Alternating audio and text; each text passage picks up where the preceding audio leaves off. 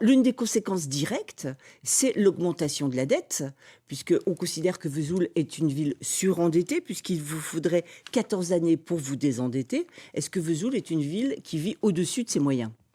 Vous savez, le problème de la dette, ça fait 15 ans que Frédéric Bernabé nous dit qu'on va être en banqueroute l'année suivante. Or, on continue à investir pour Vesoul. Une ville qui est endettée est une ville qui investit.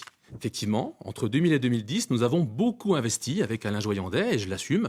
Nouveau théâtre, nouveau stade de foot, passage à niveau. Il fallait remettre à niveau la ville de Vesoul et donc s'endetter pour investir. Mais vous dites Cette 2010, c'était il y a 10 ans. Cette dette, elle existe et nous la remboursons sans aucun problème, puisque nous remboursons des emprunts qui étaient à 3 à 4% et nous en prenons maintenant à 0,8%. Oui, mais moins il y a d'habitants, plus la dette par habitant augmente. Le nombre Certes, mais c'est marginal. Ce qui compte, c'est si on peut rembourser la dette. Et aujourd'hui, Vesoul la rembourse très facilement. Frédéric Bernabé, Vesoul était au bord de la banqueroute. Mais Vesoul est en énorme difficulté. Je reviens juste une petite parenthèse sur tout à l'heure. Il y a aussi la disparition des services publics dans notre ville, qui est une ville tertiaire, qui a aussi augmenté la démographie. Mais sur la dette, la dette, c'est très simple, c'est mécanique. Une baisse de population, là, évidemment, elle gonfle par habitant. Derrière ça, des choix, notamment hasardeux, avec des emprunts toxiques, en 2008, où 10 millions d'euros d'emprunts à 25% à la sortie. Aujourd'hui, heureusement que l'État donne 325 000 euros par an sur 14 ans. Tout est réglé, mais l'État, c'est nous quand même. On paye toujours cette dette-là. Donc aujourd'hui, moi je pense qu'après, il y a la baisse des dotations, etc., qui aussi fait qu'on a moins de ressources. Mais l'essentiel aujourd'hui, la dette, elle est là. Comment faire pour inverser la tendance ? Pour moi, il y a un vrai défi, c'est reconquérir de la population, gagner de la population. Sinon, nous n'y arriverons pas et nous serons dans une spirale de déclin, comme malheureusement d'autres villes y sont aujourd'hui.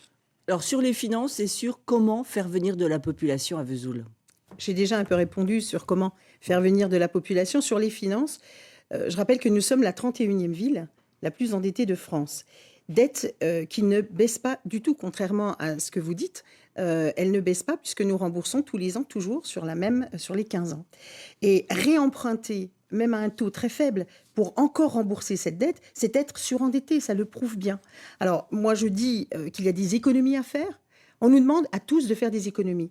On dit à nos habitants, faites des économies. Eh bien, nous allons en faire. En tout cas, c'est ce que je propose. Sur quoi ? Eh bien, je vais vous le dire. Moi, je vais vous trouver de l'argent. Il faut en trouver dans l'enveloppe des élus, que je baisserai de 50%. Oui, mais ça, c'est marginal sur le budget d'une ville. Marginal, 1 million d'euros sur un mandat.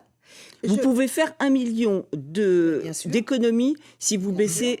Non, il y a également, je vais terminer. On est à 500 000 euros, on n'est pas à 1 million d'euros, Madame Aubry. Monsieur le maire, laissez-moi terminer. C'est 1% des dépenses de fonctionnement. Qu'est-ce que vous faites des 99 autres ? C'est une vraie question.